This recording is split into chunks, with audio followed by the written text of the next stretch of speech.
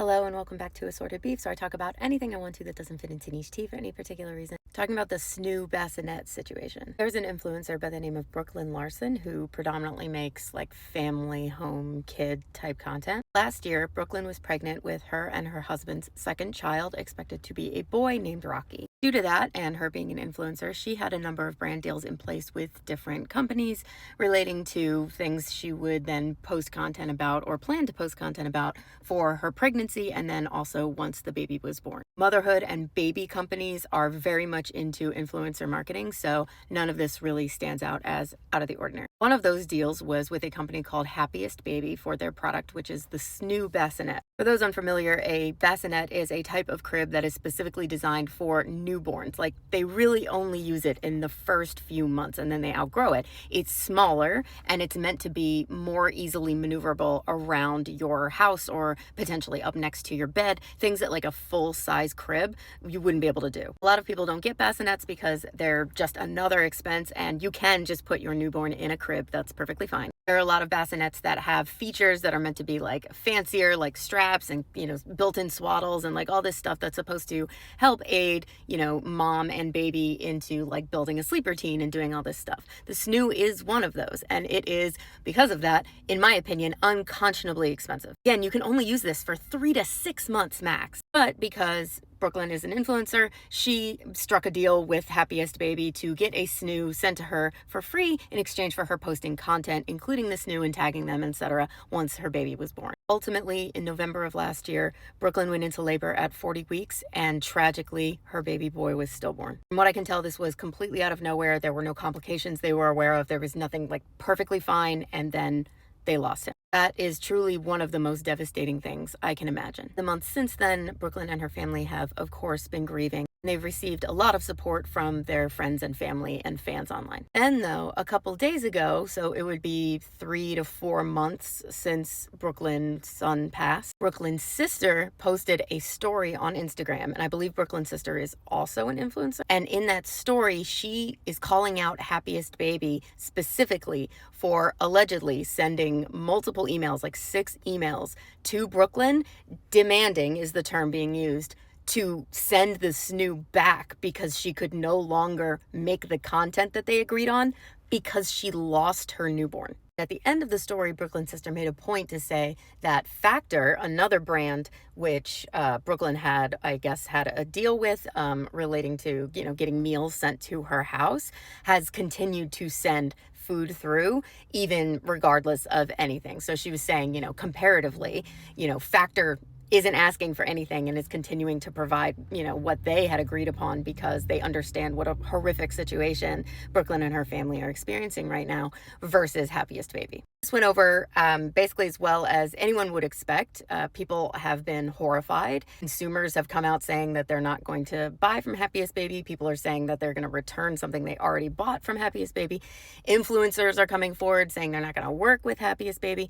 Happiestbaby's social accounts are getting flooded with comments, especially because Brooklyn's sister posted then another story after her first one showing a DM where someone was claiming that Happiestbaby was deleting comments that were supportive of Brooklyn. And so Brooklyn's sister was like, this is even worse, which sent an even bigger flood of people to comment in support of Brooklyn on Happiestbaby's accounts. Happiestbaby has come forward with a response/apology. It's in comment form, though, under a totally unrelated post. That's just their most recent post because that's where everybody's commenting about this. They claim that functionally this was a miscommunication, that they had no expectation of content and that they did not mention that in any of their communications with Brooklyn and Brooklyn's team. They also made a point to say that they spoke to Brooklyn's team, not Brooklyn directly, about this, and they claim that the reason they were trying to set up a return of the Snoo was because, in their experience, grieving mothers don't want to see all the nesting stuff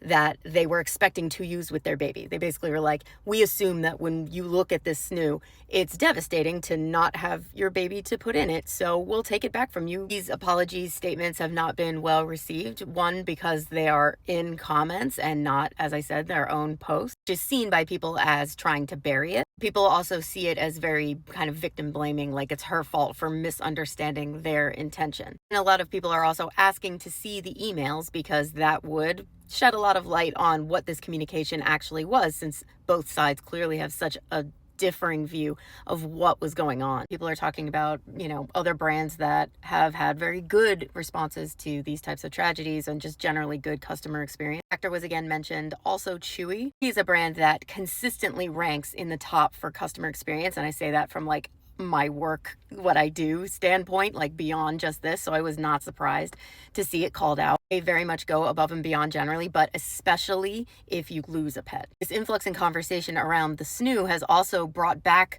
up and kind of ongoing discussion about whether or not the Snoo is safe. From what I can see, I see a lot of like, yes, it's fine, and no, it's not, and it passed this, no, it didn't, over the years. Some people say it's safe with the straps if used properly. Some people say it's not safe with the straps, and those are actually where the problems are.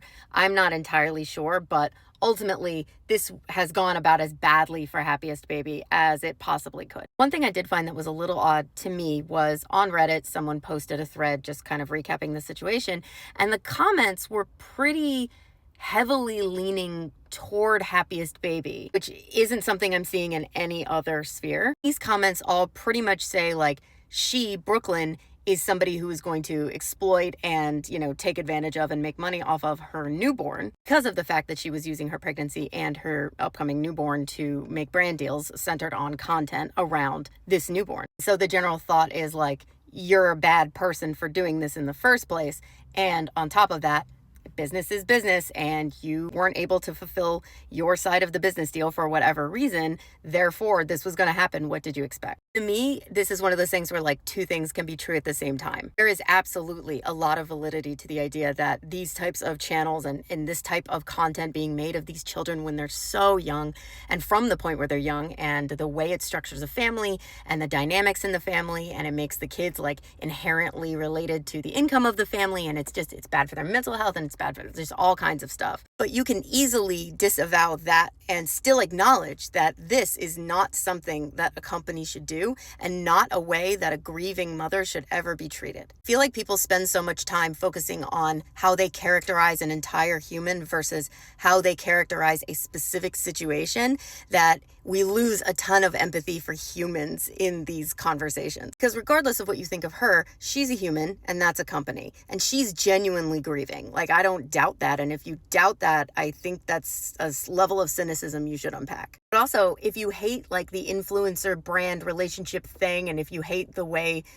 everything's commodified and whatever, then like, don't let the company get away with treating people like this at all. I did see some people bring up basically that they just don't believe that this is how this interaction went down, and that they want to see the emails because they think that it will exonerate Happiestbaby. Along with that, a lot of skepticism about like, why call out Factor as being good, while shitting on Happiestbaby. Like, it's always a push for some sort of content with these people. Reminder there, the sister is the one that spoke up about this. Brooklyn hasn't said a single thing that I can find. Do you think that if Happiestbaby has any chance of coming out of this looking a little bit better, they'll need to show the emails, which is probably not going to happen because that's, personal communication with clients. And so that also looks bad to do. So they're in a pretty bad spot right now. At the very least, I do think they need to address it. Otherwise, this is going to be something that hits them harder than it has so far.